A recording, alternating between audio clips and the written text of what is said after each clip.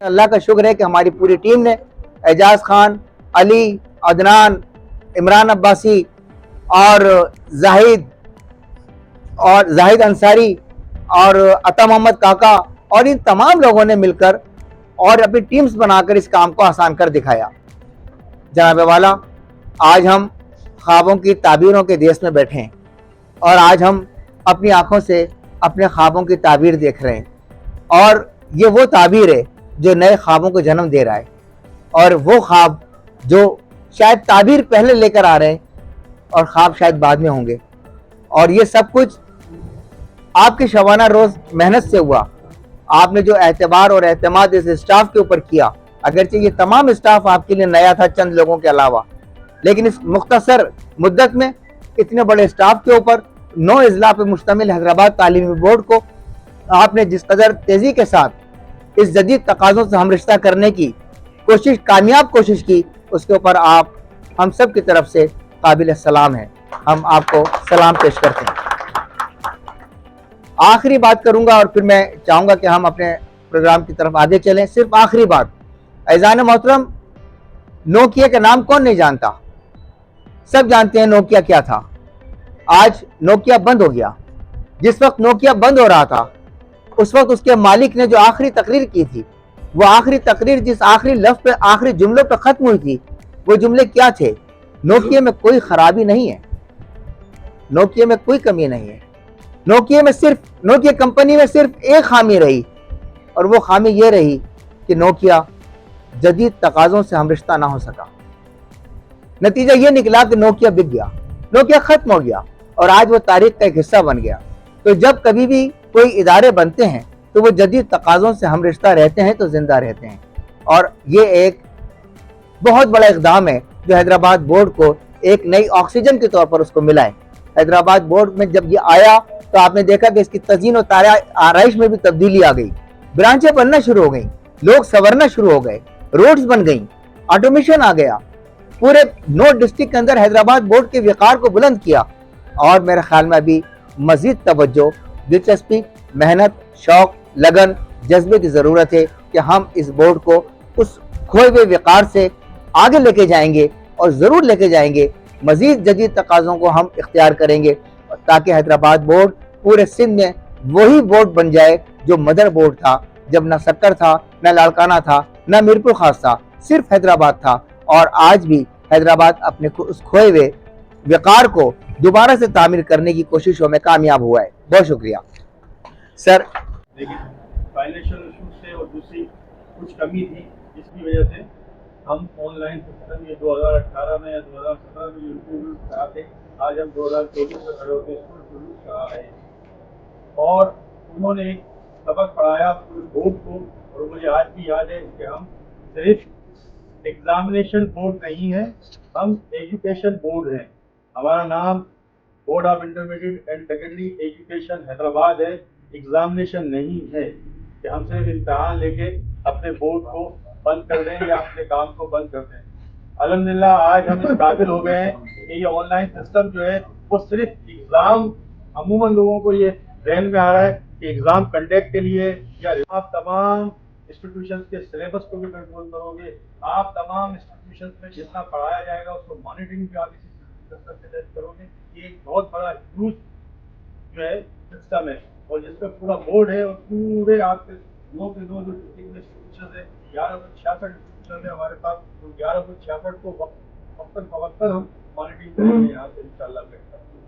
और इस साल हम इम्तिहान ले रहे हैं तकरीबन 2.5 लाख बच्चों के, और 1.5 लाख इधर है और 1 लाख तकरीबन फर्स्ट इंटर में। लेकिन अभी तक हम इस काबिल नहीं हुए कि हम किसी सेंटर में ये बता सकें कि फला बच्चा का सीट नंबर ये है और फला बच्चा फला रूम की फला सीट पे जाके बैठेगा। ये अभी भी हम इस काबिल नहीं है। इंशाल्लाह हमारा टारगेट ये है कि हम जब सेंटर्स बनाएंगे तो हम सेंटर्स में ये बताएंगे कि फला बच्चा फला रूम में जाएगा और फला सीट पे जाके बैठेगा। ये हम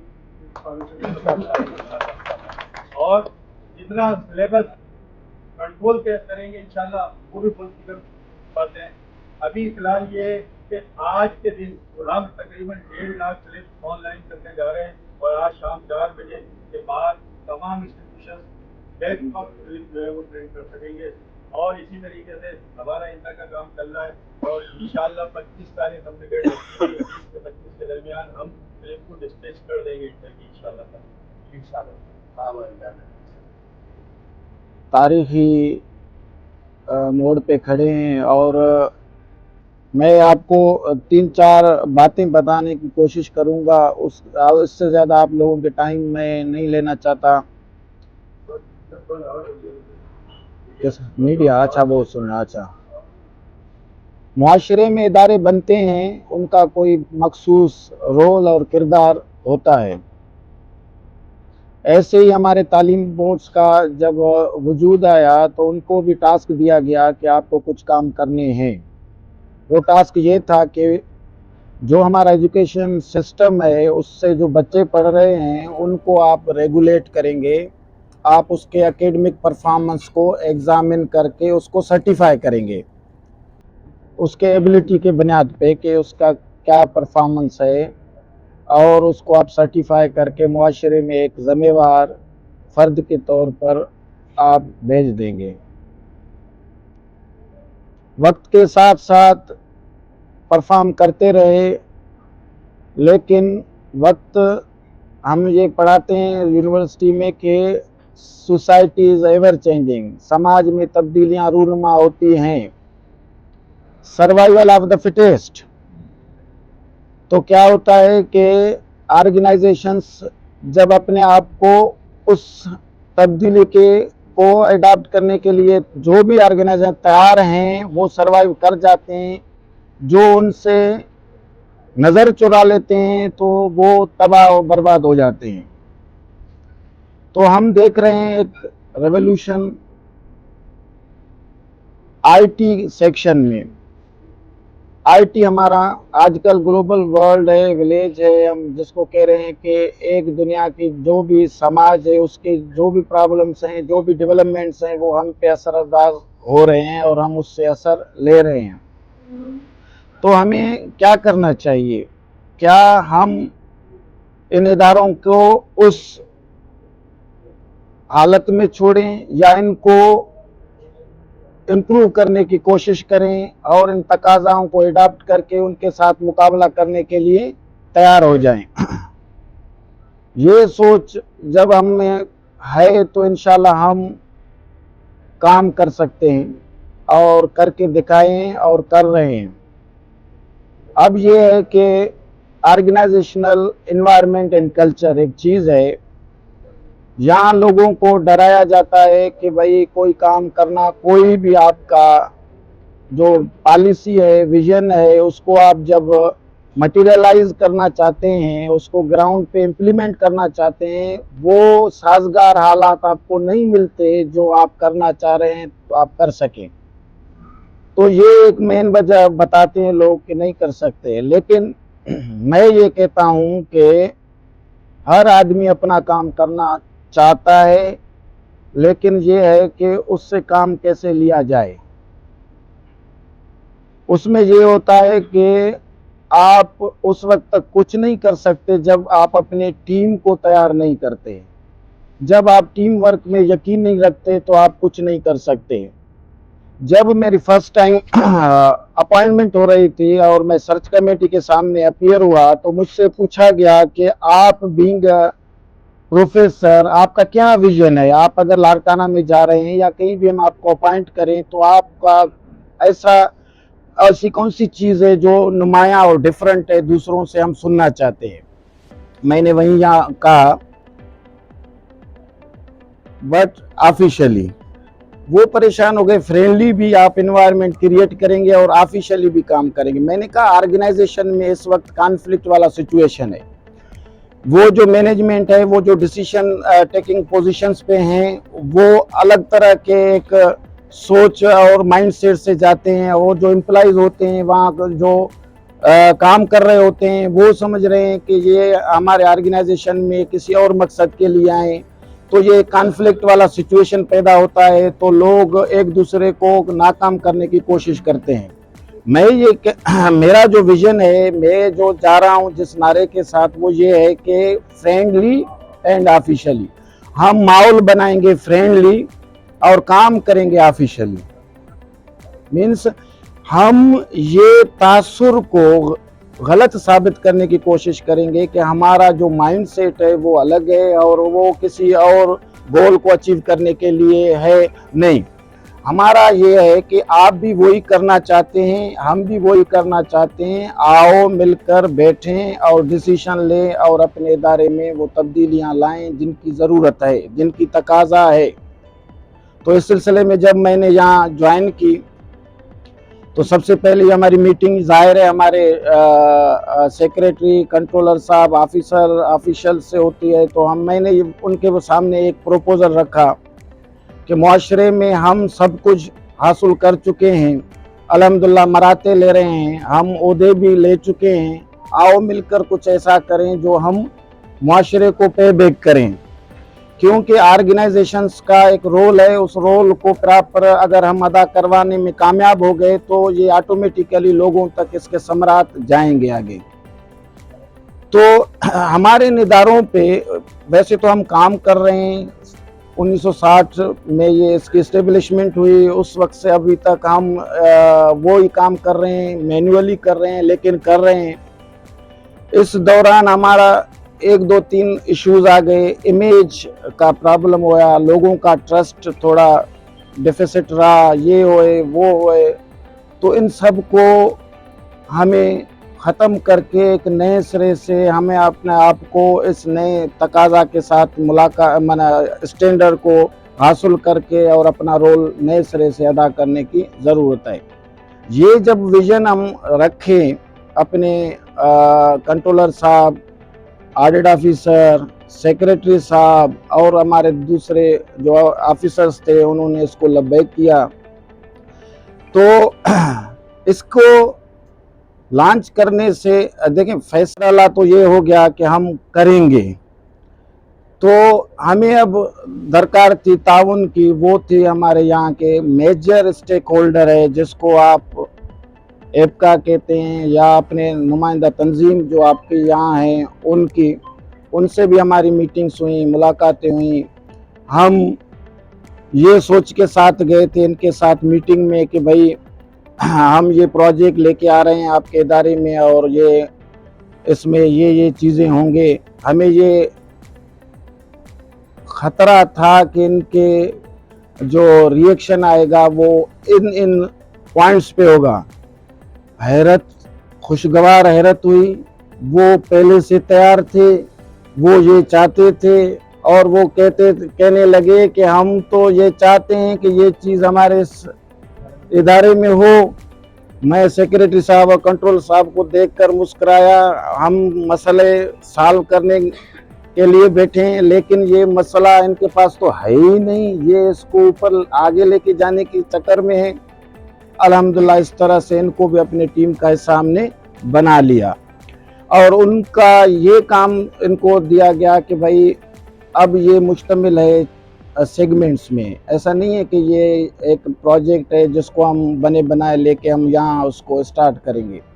ये फेजेस में होना था, इसमें पैसों का भी भरपूर इस्तेमाल होना है। उसके बाद जब हम अपने इकोनॉमिक टीम से, ऑडिट ऑफिसर हमारा ज़हीर साहब थे और अभी भट्टी साहब हैं, इनके साथ अब हमारी मुलाकात हुई, बैठे तो भाई देखें कि हमारे पास क्या वो रिसोर्सेज अवेलेबल हैं जो हम इस पे ख़र्चा करके इसको हम एक निज़ाम दे सकें इस इदारे को। मुझे वहाँ भी था कि ये एक इशू है, क्योंकि बोर्ड्स में, यूनिवर्सिटीज़ में अभी एक फंड्स का एक इशू चल रहा है, लेकिन वहाँ भी एक खुशगवार हैरत का सामना करना पड़ा। वो ये था कि वो हम बैठे हैं ना सर, मैं सोच रहा था कि इदारे में लोग हैं, वो चाहते हैं कि काम हो, कोई इसको लीड करे। तो बहुत खुशी हुई और इस तरह हमने इस सब को ऑन बोर्ड लिया, एक आज़म ठान लिया और शुरू कर दिया, अल्लाह का नाम लिया। फिर हमने एक फ़ैसला किया कि हमें इसको फेजेस में करना है, इस जो प्रोजेक्ट है इसको फेजेस में करना है।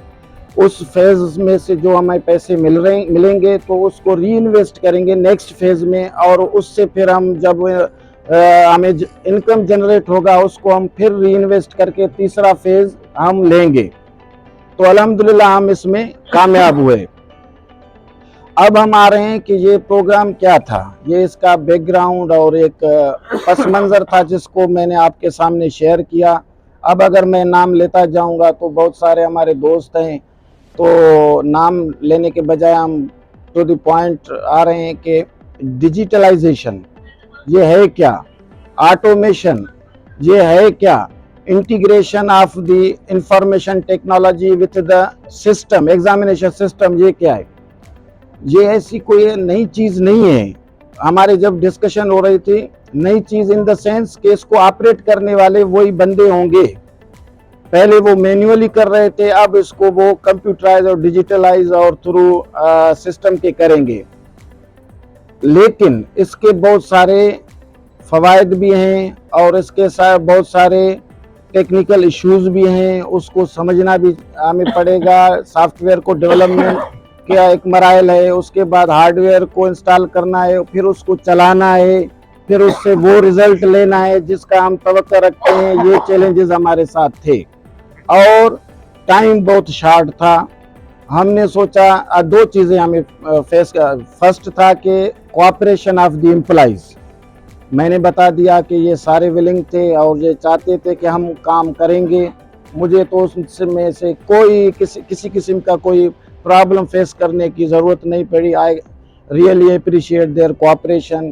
क्रेडिट ऑफिसर्स को जाता है, हमारे यूनियन लीडर्स को जाता है, इवन ये पियोन तक ये क्रेडिट सबको जाता है, क्योंकि उन्होंने कहा कि सर हम आपके साथ हैं, हम काम करने के लिए तैयार हैं, हम कभी भी किसी भी स्टेज पे आपको मायूस नहीं करेंगे। तो इसको मैं अप्रिशिएट करूँगा। वो तो फर्स्ट मुलाकात में ये प्रॉब्लम हमारा, बाकी हमारे पास दो प्रॉब्लम रहते थे। वो था फाइनेंस, हम कहाँ से फाइनेंस करेंगे। दूसरा हमारा ये था कि टाइम हमारे पास कम था कि इस प्रोजेक्ट को कैसे हम पाए तकमील तक पहुँचाएंगे। लेकिन अल्हम्दुलिल्लाह इन चीज़ों को भी हमने बैठकर खुशसलूबी से टीम के साथ इसको हमने मैनेज करने में कामयाब हुए। आज उस नेज पे पहुंच चुके हैं कि आज हम इसको इफ्तिताह करने जा रहे हैं। अब मैं आपको थोड़ा इसमें बताना चाहता हूँ। वो थे कि हमारे 3 मराइल होते हैं एग्ज़ामिनेशन के, जिसको हम हर माना साल के 3-4 महीने उन पे काम करके पूरा करते हैं, फिर अगले फेज़ में जाते हैं, फिर अगले फेज़ में जाते हैं, फिर उसको रीस्टार्ट करते हैं।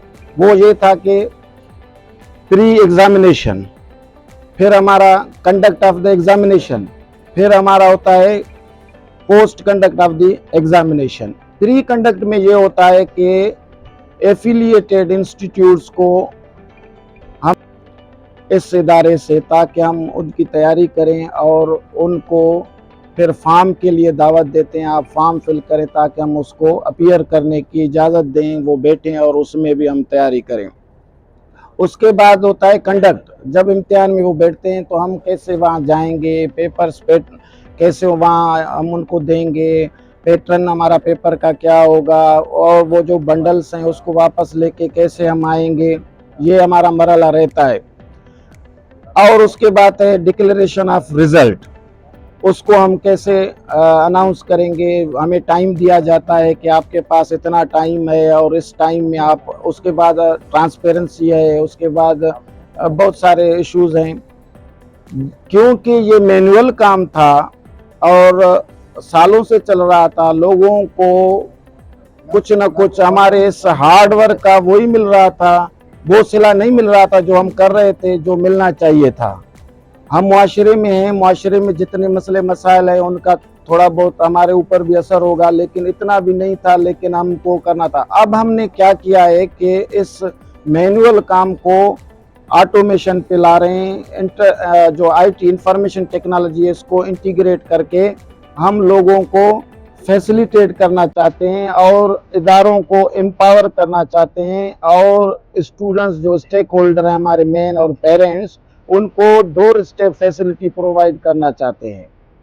तो इस सिलसिले में हमने अल्हम्दुलिल्लाह एनरोलमेंट कंप्लीट किया। उसके बाद फॉर्म्स हमने ऑनलाइन इनवाइट किया, वो भी सारे फिल हो गए। अब हम उस मराइल में हैं कि हम अब इसको स्लिप जनरेट करने की कोशिश कर रहे हैं। तो ये तकरीब भी इस सिलसिले की कड़ी है कि हम इफ्तिताह करें और एक क्लिक पे सारे जो एफिलिएटेड हमारे इदारे हैं अपने बच्चों को वहाँ प्रिंट निकाल के और दे दें ताकि वो आसानी के साथ एग्जामिनेशन में अपीयर हों और कोई उनको मसला ना हो। ये एक बहुत बड़ा सिस्टम था। आज इस तकरीब को इंशाल्लाह हम अभी इनागुरेट करेंगे। Thank you. नाम लेने की ज़रूरत नहीं है, आप लोगों ने बहुत बड़ा काम किया है, ज़बरदस्त। I really appreciate your efforts and cooperation. Thank you very much. Thank you. Sir ये हमारे 9 डिस्ट्रिक्ट हैं, जिस तरह आपको पता है। आगे चलें नेक्स्ट। सर ये हमारी सेंटर पोजीशन चल रही है इस वक्त। डिस्ट्रिक्ट हैदराबाद की ये पोजीशन है कि सेंटर जो है इस वक्त आपके लेफ्ट हैंड के ऊपर थ्योरी के सेंटर से हमारे 84 और प्रैक्टिकल के है हमारे पास 150। टोटल जो है वो हमारे 234 सेंटर्स हैं। आपके राइट हैंड के ऊपर जो आप कॉलम देख रहे हैं इसमें कैंडिडेट से कॉलम है, और राइट हैंड के लेफ्ट हैंड के ऊपर जो कॉलम है ये 9th क्लास है। 9th क्लास में 10 की पोजीशन इस वक्त ये है कि अब यहाँ से 11,927, बल्कि मेरे पास यहाँ पर रखा हुआ ये पेज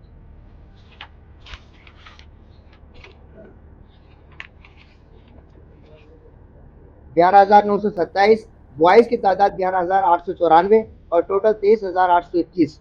और इस तरफ जो है वो मैट्रिक की पोजीशन है। गर्ल्स की पोजीशन ये है कि 10,562 तालिबात इम्तहान में बैठेंगी, और तलबा की तादाद 10,943 है। टोटल जो 21,509 है। और इन दोनों की मजमूई तादाद आपको नीचे नजर आ रही है, ये है 45,330। ये सिर्फ हैदराबाद डिस्ट्रिक्ट की पोजीशन है। नेक्स्ट सर, इस तरह ही हमने सारे डिस्ट्रिक्ट आपको कंप्लीट करके दिए हैं। तमाम डिस्ट्रिक्ट की ये पोजीशन आ रही है, और हम आखिरी पेज के ऊपर जब समरी पेज की तरफ चले जाते हैं, इस तरह आपको ये सारे आपको डिस्ट्रिक्ट नजर आ रहे हैं।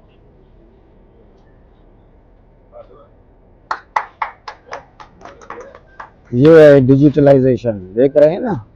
सर इस वक्त ये देखिएगा सर, इस वक्त हैदराबाद में जो है वो हायर सेकेंडरी स्कूल के छः सेंटर्स हैं, हाई स्कूल के 61 सेंटर्स हैं, और प्राइवेट के 17 सेंटर्स हैं। टोटल जो है 84 सेंटर्स हैं। और मटियाली के अंदर एक सेंटर हायर सेकेंडरी है, 16 हाई स्कूल हैं, और प्राइवेट सेक्टर में हमने कोई सेंटर नहीं लिया है। 17 सेंटर हैं। टोटल जो है वो 268 सेंटर हैं, 268 सेंटर्स हैं। ये तमाम सेंटर्स की तादाद आपको बाइफिकेट करके हम दे रहे हैं कि हमारे हायर सेकेंडरी स्कूल को हमने कितने स्कूल्स को हमने लिया है, हाई स्कूल को कितने लिया है, प्राइवेट स्कूल को कितने लिया है, और उनकी मजमू तादाद क्या बनती है। सर हम नेक्स्ट पेज पे चलते हैं। ये 9 डिस्ट्रिक्ट की समरी है। जब 9 डिस्ट्रिक्ट की मुकम्मल समरी है। इसके अंदर टोटल एग्जामिनेशन सेंटर जो है 268 है, टोटल प्रैक्टिकल सेंटर 254 है। इनकी मजमू तादाद आपको सामने नजर आ रही है 622। इसी तरह टोटल 9th के जो स्टूडेंट्स हैं वो 73,416 है, और मैट्रिक के जो है वो 68,034। यानी इसकी मजमू तादाद जो है इस वक्त हमारे 2024 में जो तलबा और तालिबात की मजमू तादाद इम्तहान में शरीक हो रही है, उनकी तादाद 1,41,450 है। 1,41,450। सर ये सारी कंप्लीट है, मैंने आपको बहुत मुख्तसर करके दिखाई है आपको ये समरी। और नेक्स्ट पेज मैंने आपको हटवा दिया है यहाँ से, कंप्लीट पे है। Thank you sir, thank you Nazim भाई, थैंक यू, थैंक यू।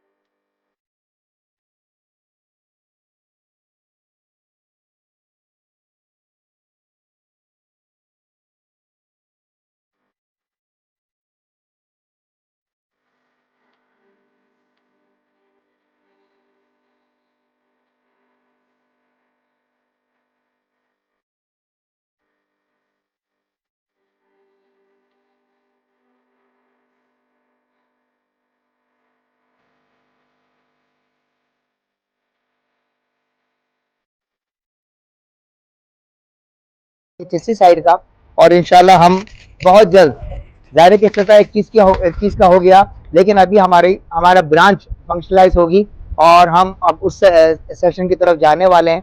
मेरे ख्याल में 2-3 दिन के अंदर अंदर हम उस तमाम सिस्टम को ऑन करेंगे और उसमें हमें जनाब अनवार अहमद खान साहब का ताउन हमें हासिल रहेगा। मैं इस वक्त अनवार अहमद खान साहब से भी दरख्वास्त करूँगा कि वो दोनों एतबार से कि मौजूदा दौर के मद्देनज़र रखते हुए आइंदा दिनों में उनकी तैयारी क्या है, और साथ साथ में ये भी कि वो ज़ाहिर है कि एप्का के प्रेसिडेंट हैं, इस एतबार से भी वो इस मौजूदा सिस्टम को देखते हुए और आज की इस तकरीब में तमाम मेहमानों का शुक्रिया अदा करने का फरीज़ा अंजाम दें। मोहतरम जनाब डॉक्टर अली अहमद रोही साहब, मिस्टर शौकत अली खानज़ादा साहब सेक्रेटरी, मिस्टर मसूर Ahmad Saeed Sahab controller of examination, mister Salauddin Sahab, Radeen काजी भाई, एजाज काका भाई और दूसरे रफाका सलीम भाई, आई एम वेरी थैंकफुल आप लोगों का, अपनी बोर्ड की टीम का, एक एक मुलाजमिन का जो हमारे साथ शामिल है, बिलखुसूस एजाज भाई, अली भाई, मोहम्मद हुसैन साहब का नाम ना लेना जो है वो गुनाह होगा। डिजिटल मौलवी इनकी काविशों से और कोशिशों से ये कारनामा अंजाम दिया।